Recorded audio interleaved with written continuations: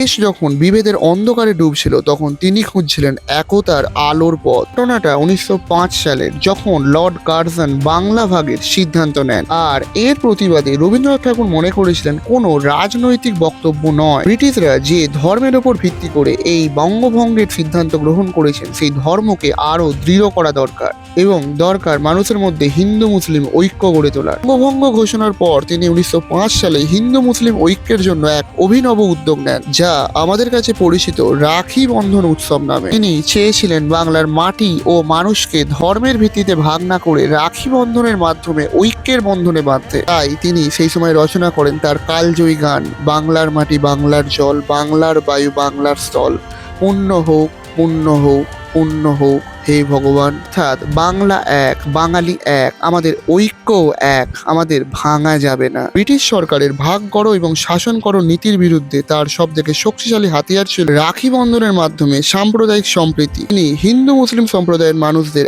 একে অপরের হাতে রাখি পরিয়ে ভ্রাতৃত্ববোধের বার্তা দিয়েছিলেন। আর রবি ঠাকুরের এই রাখি বন্ধন উৎসব বিফলে যায়। কলকাতা, ঢাকা এবং সিলেট থেকে হাজার হাজার মানুষ অংশগ্রহণ করেছিলেন এই রাখি বন্ধন উৎসবে। আসলে এই রাখি শুধুমাত্র একটি সুতো নয়, এটি ছিল ঐক্যের বন্ধন এবং ভ্রাতৃত্বের প্রতীক। ইতিহাসের এমন আরো অজানা গল্প জানতে সাবস্ক্রাইব করুন বেঙ্গল হিস্ট্রি চ্যানেলটিকে, এবং সমস্ত ভিডিও নোটিফিকেশন সবার আগে পেতে বেল আইকনটি বাজাতে ভুলবেন না।